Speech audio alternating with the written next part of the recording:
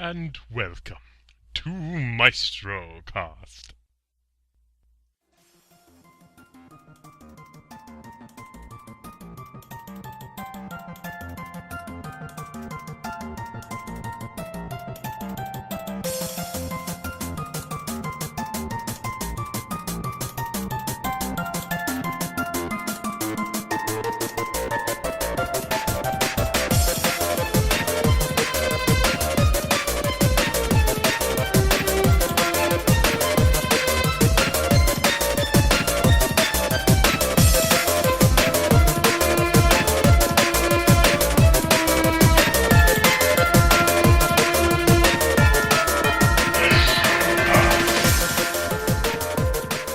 Greetings, everyone, and welcome to MaestroCast, a podcast where we talk about the cognitive process of creation. I'm Brock. I'm Holly. And before we talk about today's topic, I do want to note that our last episode we talked about tools. And for those of you who buy stuff online, there is a wonderful store online that I've had great experience with. It's called Jerry's Artorama, and you can find them at jerrysartorama.com. Tons of sales, a great place if you're shopping online to find your art supplies. I get a lot of stuff you can't find in America there, and it's pretty good. So check out Jerry's Artorama. Check it out. Check it out. And before we talk about our topic too, I want to make a note of next week's topic. So next week we will be doing a short episode about visual journaling, which is an art-making technique that combines multi- and mixed media materials with images and the written word. It's similar to sketchbooking, but is different in several ways and helps you grow as a creative, literary, and conceptual person. Awesome. Cool. So, yep, that's definitely something that will be going on. And so send us your emails. Again, that's maestrocast@gmail.com. And we'll read your emails on the show. So with that being said, let's get started. And today's topic is actually the cognitive process behind drawing and painting. And it is mostly drawing and painting, but a lot of the stuff can apply to any art form that you may be a master of. So go ahead and learn to adapt it to whatever you're doing. But it's mostly aimed at drawing and painting, I'd say. And so Holly, something that I always think about before I have to do something is how to get started. I feel like getting started is sometimes the hardest part. Would you agree? Oh, definitely. I know that getting started usually poses a lot of challenges. Because there's a lot of things. I'm sorry. No, go ahead. There are a lot of reasons for that also, just busy lifestyle, lack of energy, or maybe you feel a lack of inspiration. Maybe there's a problem with your diet. But it's different for everybody, but there are distractions too, but there are lots of reasons why it's just difficult sometimes to take that first step and just get up and get focused. Oh, totally. Especially with, at least speaking from an American standpoint, you got a 9-to-5 job, or sometimes even more than that. Working is sort of very important. And when you're working or you're schooling, and there's a lot of things that can get in the way of your cognitive process, or even your creative process, for that matter. A lot of monotony, I guess. Come home from work feeling drained sometimes, and it's difficult to kind of reboot your brain. Oh yeah, for sure. And and speaking of rebooting, sometimes you just want to sit and watch, someone else's created work rather than create your own. What do you mean by that, Brock? Oh well, I know a lot of people who come home from school and you sit and you watch TV. You watch cartoons. You watch cartoons, and it's like, and it's just like, okay, that's great, but you got to get, you got to do your own stuff too. But I'm terrible at that. I'll come home from work and I will throw on some of my most favorite cartoons, and I'll just sit and watch them, and I won't get anything done. So yeah, but cartoons, as much as, or even TV and watching other people's creative work, sometimes that can inhibit you from creating. But you can use that to inspire you, and that's something I think is the probably the best step when you're getting started is to surround yourself with inspirations. Cartoons, music really can drive us forward, I feel. Oh, I think so too. It can, stimulate your creativity, whether you're listening to an educational podcast, or anything like that. It just kind of gets you going. Yeah, and it's really important, and I think it's a step that some people miss because a lot of people think, I need to focus, so they sort of shut out everything else. But you sort of want to let everything else come in, because the truth is, well, maybe it's not the truth, but I feel that we sort of do very little of our own, period. We are always on the shoulders of giants. Everything we do, we've learned from someone else, or we've been inspired by something else. And that's okay. You should recognize that there's a whole world, and you take that world and, you manipulate it, and that's your creation, regardless. It's okay to listen to your favorite music or to watch something that really gets you pumped. If you're a writer, for example, and you're writing a horror or mystery, novel, what have you, then watch some horror movies. Watch some history, or not history, but I guess historical mystery TV shows. I know PBS has a ton of them. Kind of get yourself in that setting and sort of, I guess, get more experience with the field that you're working on.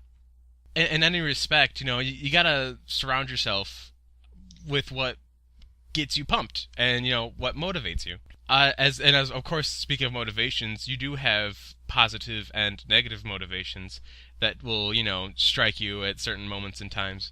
And, we've got positive motivations, sure, and you're like, negative motivations? Well, yeah, there are things that will probably, I don't know if I should say take from you as much as give to you, but there are motivations that tend to be negatively focused. Honestly, I thought about this, and I'm not sure how solid my examples were. Well, that's okay. Go ahead and say them anyway, and we'll sort of analyze them. I suppose a negative motivation would be something that would bring you stress. So maybe a more negative motivation would be, I have to meet this deadline, or I have to have the best painting in my art class for critique, or this or that. And even though some of those emotions can be a driving force, that isn't intrinsically negative. It can cause you stress and lack of focus. So it's nice to think more positive things, like how I just think how fortunate I am when I have time to sit down and work on things, because it's such an important part of being a human, just to be able to create. So positive motivations. This is a learning experience. This is something that will bring joy to another person. Yeah, and I think that those are great examples, honestly. It's definitely the difference between what's going to make you stressful. It's distress and eustress. For those people who don't know those terms, like distress is stress that it makes you sort of shy away from things more than go for them. It's a negative kind of stress that, has negative effects on your body, whereas eustress is more of a positive kind of stress. It's not so much stress as it is motivation, basically. And that's a good point, because if your only goal is external instead of internal, for example, if your only goal is to, I gotta please this teacher and be the best in my class, what's the point? What are you doing it for? And in the end, that's an impossible goal as well. You're never going to please everyone, ever. It's just not going to happen. There are too many diverse perceptions out there, too many different ways of thinking. You can't please them all, at least not to the same degree anyway. When you're focusing on everyone else, or even focusing on everyone else, it's generally going to lead down a more negative path for your motivations. I believe anyway, it's probably far better to take an internal approach instead of instead of being like, oh, I'm going to be the best there is, it's more like, I'm going to have fun with this, and I'm going to enjoy myself, you know? And when you're doing that, you can take some really negative situations and really turn them positive, and we'll talk more about that later.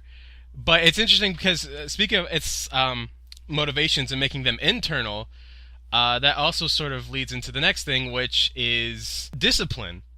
And as motivations are internal, or well, the best motivations are internal, there also had to be sort of self-motivated. And that's not the easiest to do. Mm-hmm. There are ways to make it easier. Mm-hmm. I think very possibly an effective approach to starting your day after you have considered your motivations and incentives. When you get up and get going, mm-hmm. eat properly. Make sure you are have a well balanced, nutritious diet to get all those synapses firing as quickly as possible. Drink mm-hmm. lots of water, stretch and shower.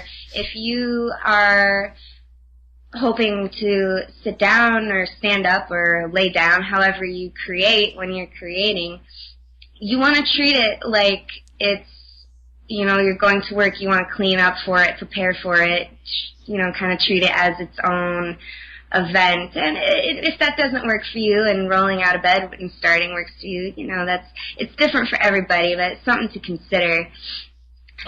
Drink a cup of coffee if that's your thing. I do notice a lot of young artists that I have encountered drinking a good deal of coffee and different types of caffeine.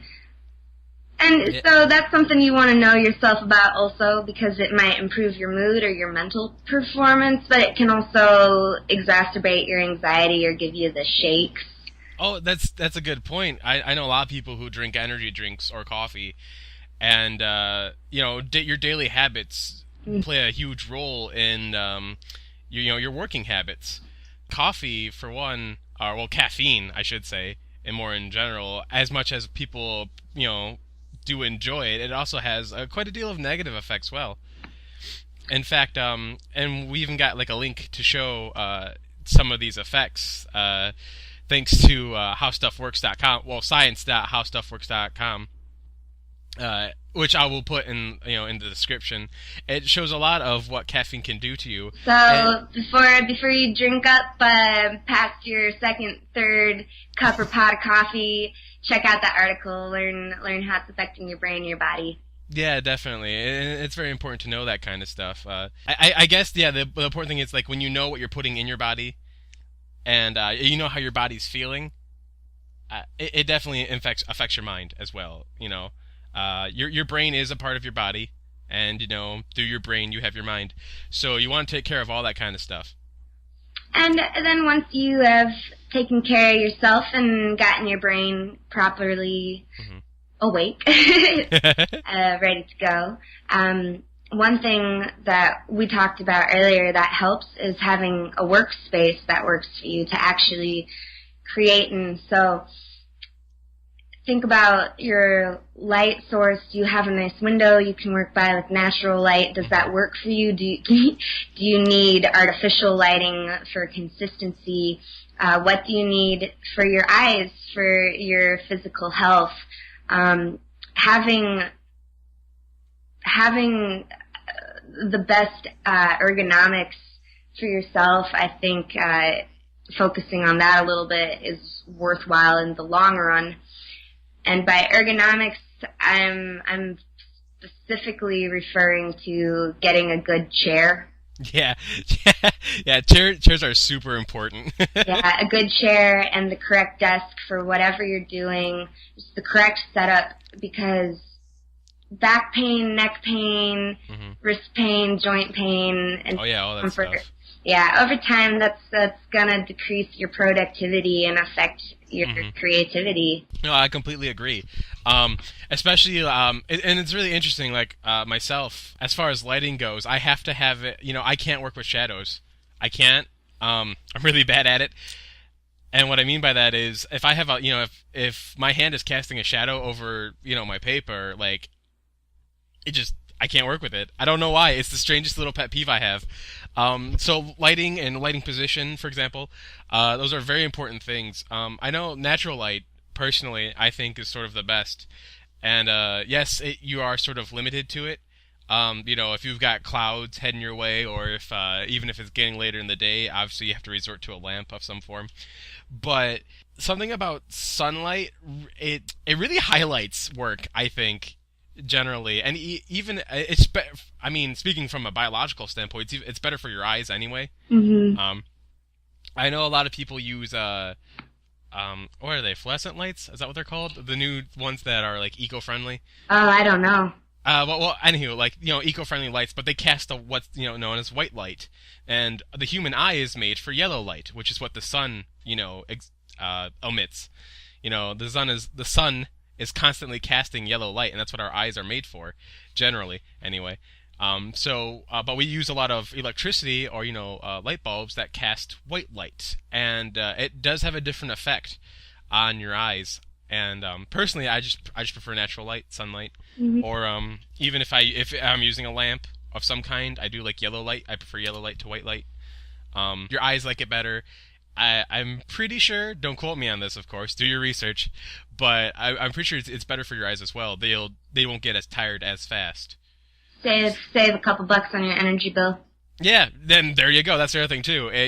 We're artists. We're all poor. Don't lie to yourself. We're poor. And so, it's why, why increase your electricity bill when you can just go outside and it's a lovely day. Or even just open up your window, So yeah, consider your environment. And I'm sure probably your grandma and your grandpa always taught you to tidy up. Oh, clean up, everybody, everywhere. Yeah, we all know that song. There's a reason for it.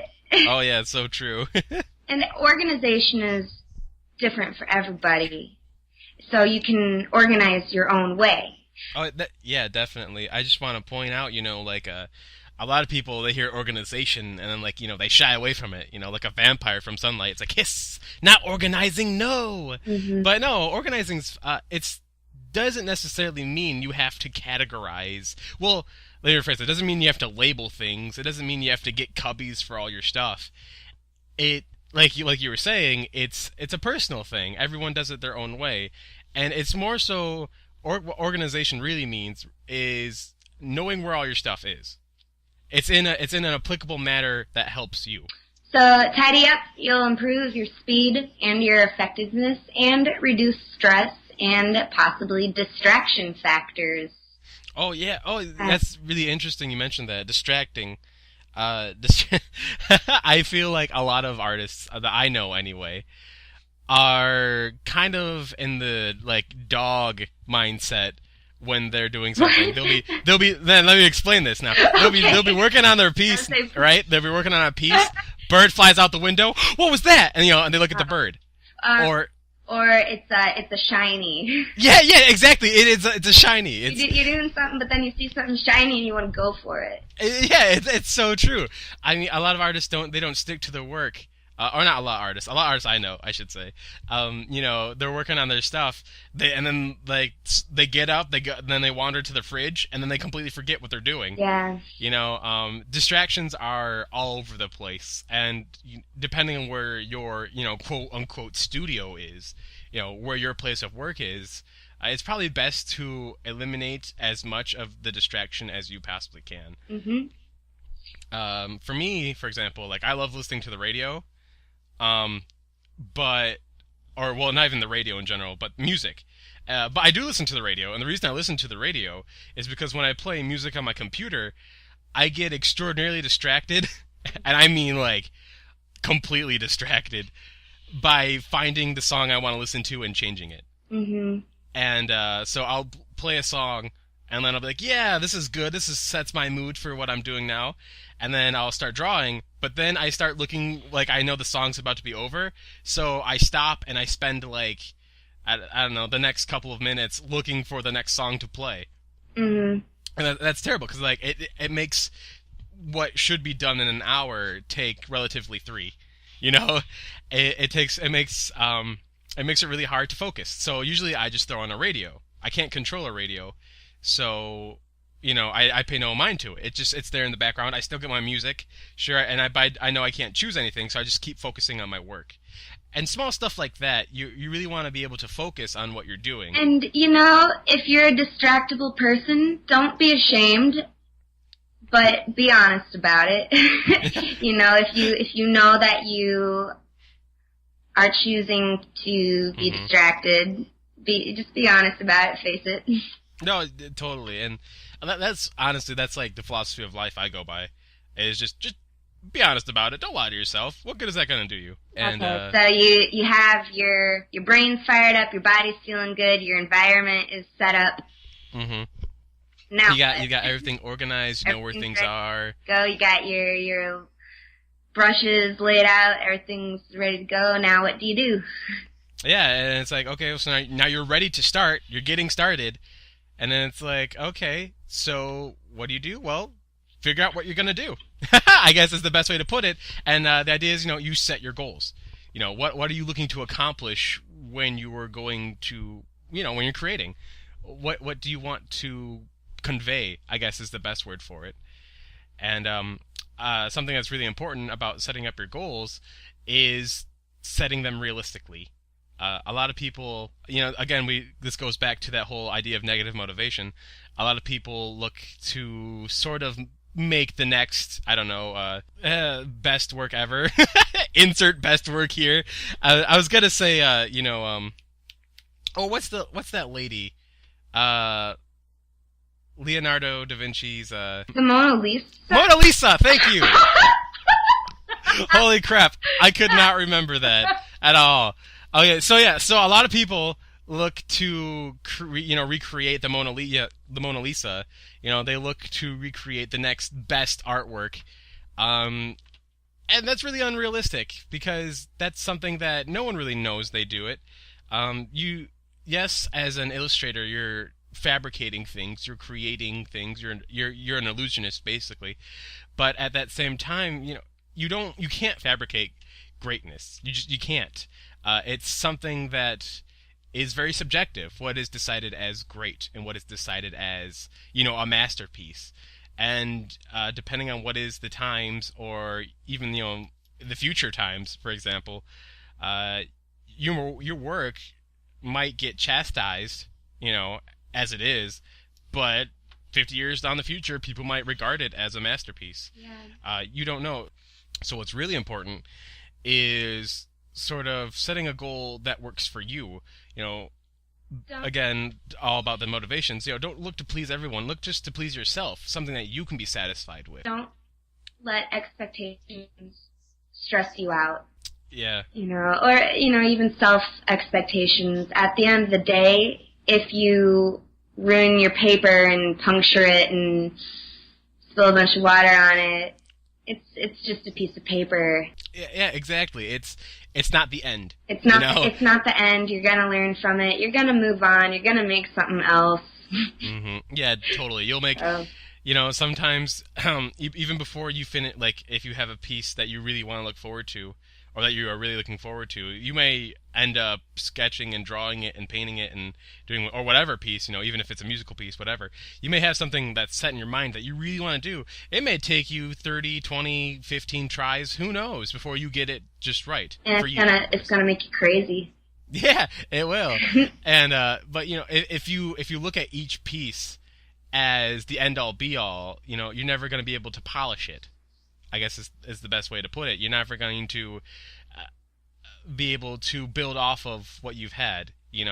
If you're doing a piece and you screw up and you're like, oh, this is terrible, blah, blah, well, use that to build off and do another one, and fix your mistakes. That's what mistakes are for. You build off them, and so you got to set your realistic goals. You got to have not lower expectations, but reasonable expectations, I guess is the best way. Don't stress yourself out about it, kiddo. And but after you get those goals up and after you know what you want to do, well, then it's time to start drawing. It's time to do. It's time to start into things. And don't be afraid. Don't be afraid of anything, but especially not your artwork. Mm-hmm. Yeah. You just mark the paper once you start putting color and value down, putting those marks down. It's gonna grow, and it's gonna grow organically and naturally, and just let it happen. Mm-hmm. Yeah, totally. And yeah, a good way to start into that, actually, to get yourself sort of in the mood and used to it, I guess, is warm-ups. And warm-up drawings they're different than sketches in a way. Well, and in most ways, you just sort of you tackle sort of what you're going for, but it's not related to anything you're actually going to work on. Warm-ups are really important because they get you. I don't want to say they get you in the mood, but you know what I mean. they get you. They get you not even motivated. They just sort of set you up for what you're about to do. If you're going to, for example, if you're a cartoonist, and you're working on things, well, before you work on a piece, why don't you just draw a whole bunch of facial expressions? Just a bunch of random facial expressions, or even expressions of characters, if you want. Warm-ups are really important, as it's sort of like just like preparation for what you're about to do. And I don't even know why I didn't think about this before, but like musically speaking, obviously, before you play a song, you do your chords. You learn your scales and your arpeggios. And that's sort of important. Well, not sort of. It's really important, and it's a fundamental step that a lot of people skip. Just take 5, 10, 15 minutes to warm up. To doodle, to whatever you are creating. You just want to take the process to get yourself going. Build up momentum, and then once you've built up that momentum, it really starts going forward, and you sort of get this progression of velocity, so to speak, this progression velocity for your work, and it really works out real well, and you can sort of just dive right into what you're doing, and then you want to know what it is you're doing. So the first step, usually, at least with drawing and painting, is to make sketches and thumbnails. It really helps, I feel, to know what you're tackling. A lot of artists I'll see will just sort of come up with things on the spot. And it shows because there are different things put together. For example, humans have a certain anatomy, but that anatomy does not necessarily always fit with their expressions. So sometimes an artist will be drawing a person, on the spot.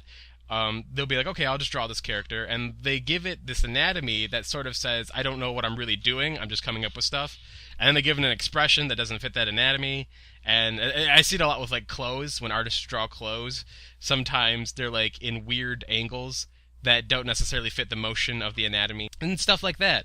I'm just going to say this out loud, to the amateur artists out there. It shows when you don't know what you're doing. Don't deny it.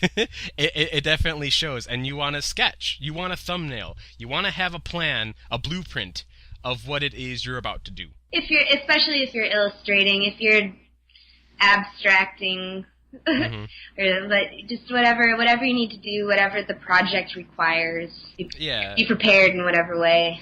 Well, yeah, I mean, obviously, if the project requires you to be impulsive and be on the spot, well then yeah, okay, you got to do that. You got to be on the spot, But for a lot of projects that require actually some forethinking, some planning out, it's really important to plan.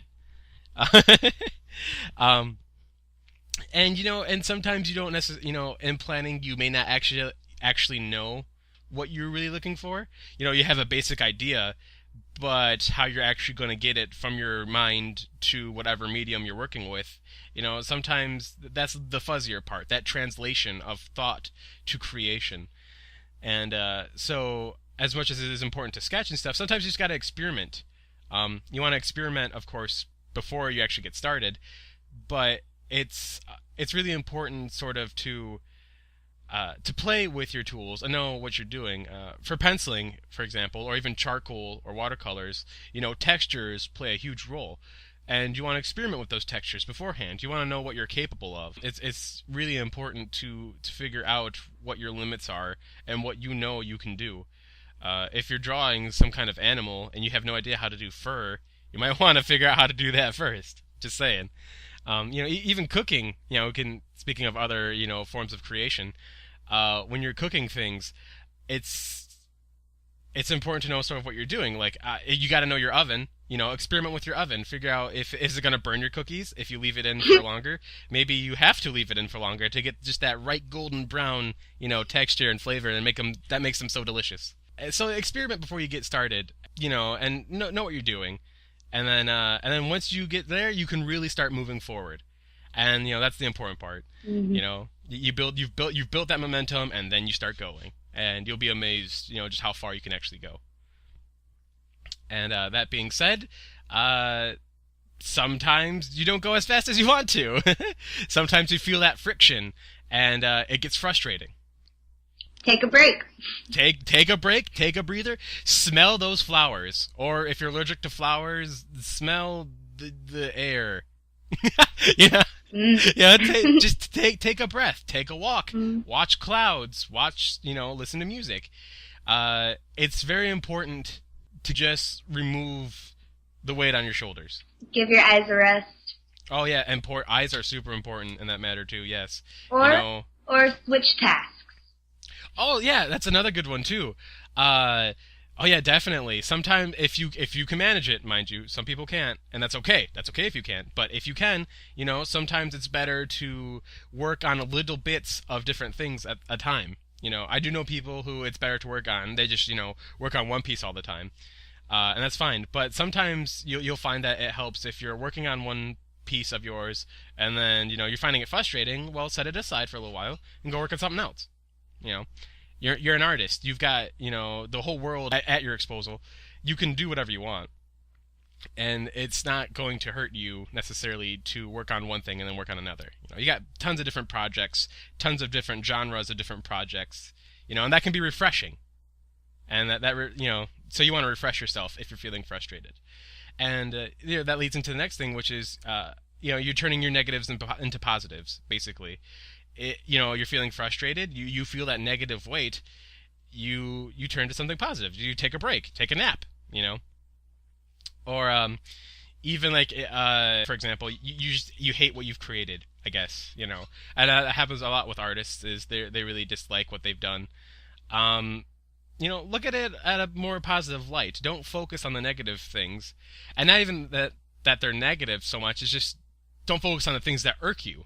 You want to take it in a way that you enjoy, and that's pretty much it. That's all I've really got for just the process of creating in general, from start to finish, so to speak. And so I think we'll end this segment with a question. So, Holly, do you got one?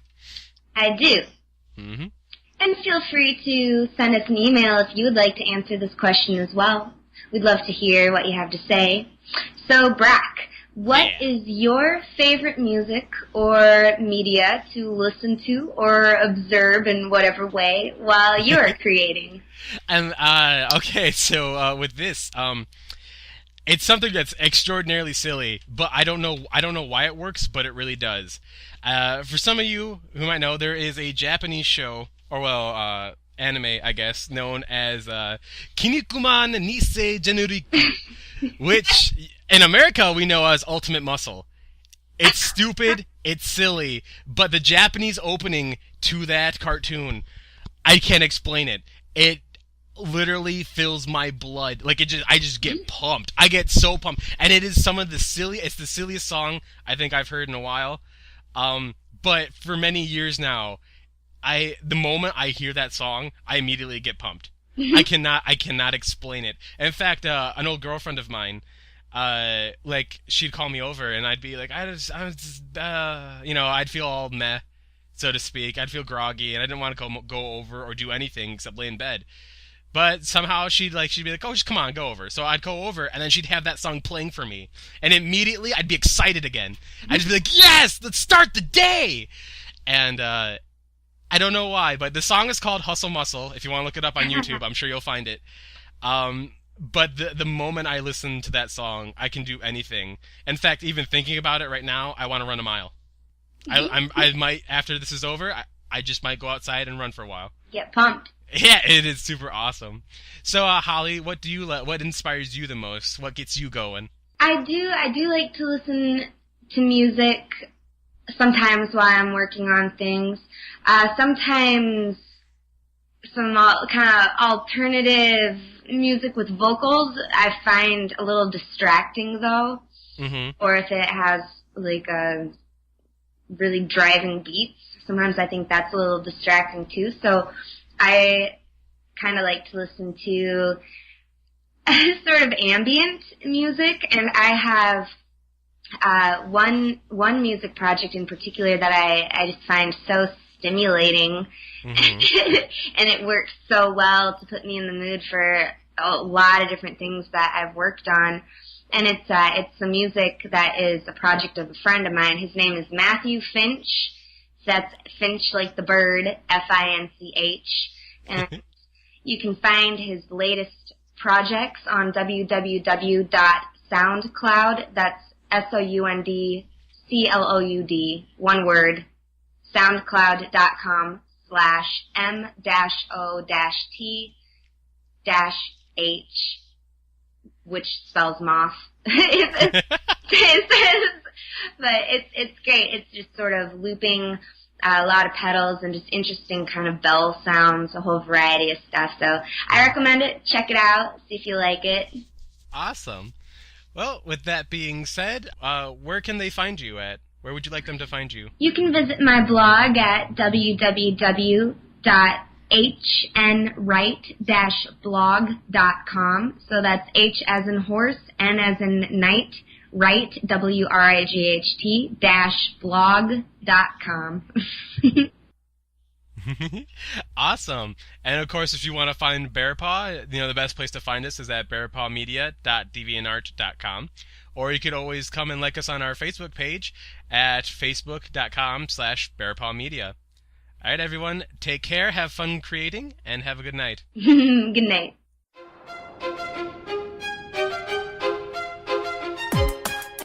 Thank you for listening to MaestroCast.